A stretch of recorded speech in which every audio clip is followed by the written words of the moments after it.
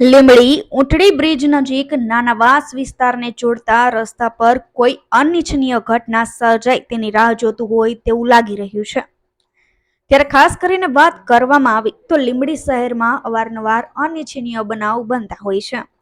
ત્યારે આવી જ કોઈ જાનહાનિ બને તેવી શક્યતા ઊંટડી બ્રિજ નજીક નાનાવાસ વિસ્તારને જોડતા રોડ પર જોવા મળી રહી છે। ત્યારે ભોગાવો નદીની દિવાલ પડી ગઈ છે અને રોડ છે તે નીચેના ભાગથી અડધો ખવાઈ ગયો છે। ત્યારે આ બાબતે લગતું તંત્ર કોઈના મોતની રાહ જોતું હોય તેવું લાગી રહ્યું છે। ત્યારે એક રાહદારી પાસેથી એવું પણ જાણવા મળ્યું હતું કે સ્કૂલ બસ આ જગ્યાએ ખાબકી પડેત અને સ્કૂલ બસમાં સવાર બાળકો પણ ખાબકેત પણ સદનસીબે બચી ગયા હતા। ત્યારે કહી શકાય કે આ નઠાળું તંત્ર ક્યારે આનો ઉકેલ લાવશે તે હવે જોવાનું રહ્યું। તેમજ આ જગ્યાએ કચરા સાથે ગંદકી અને નદીમાં કાંઠાથી ભરપૂર નદી જોવા મળે છે। હાલના સત્તાધીશોની લીંબડીની પ્રજાની કોઈ ચિંતા જ ના હોય તેવું લાગી રહ્યું છે। કલ્પેશ વાઢેરનો report, Gujarat national TV news, Surendranagar.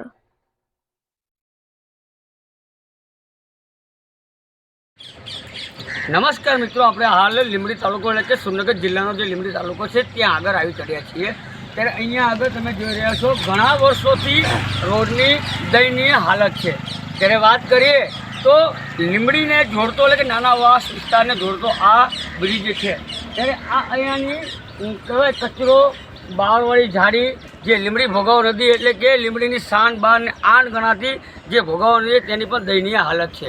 ત્યારે ખાસ કરીને વાત કરવામાં આવે તો આ જે ભોગાવો નદીના કાંઠે આવેલો જે રોડ છે તે નાનાવાસ વિસ્તારને જોડતો રોડ છે। ત્યારે રોડ અંદરથી પણ ખવાઈ જવા પામ્યો છે। ત્યારે આવનાર સમયમાં કોઈ પણ મોટી દુર્ઘટના ઘટી શકે એમ છે। ત્યારે આ બાબતે વાત કરીએ તો શું નગરપાલિકા તંત્ર કોઈની જાનહાનિ માટે રાહ જોઈ રહ્યું છે? તો હવે સ્થાનિક સાથે વાત કરીશું। આ કેટલા સમયથી ભાઈ આ રોડ ખરાબ છે? આ છે 6 મહિનાથી અને ન્યૂ સટ્ટાની ગાડી આખી ઊંધી પડે છોકરાઓની ભરેલી ગાડી ઊંધી પડે છે। હા, તમે લાઈવ દ્રશ્ય જોયેલા? હા, લાઈવ તો તમે નગરપાલિકા શું કહેવા માંગશો આ બાબતે? આ જલ્દી રોડ થાય સારું। તો અહીંના રહીશો પણ હાલ રોડ જલ્દી ને જલ્દી બને અને આ જે દુર્ઘટના ઘટી શકે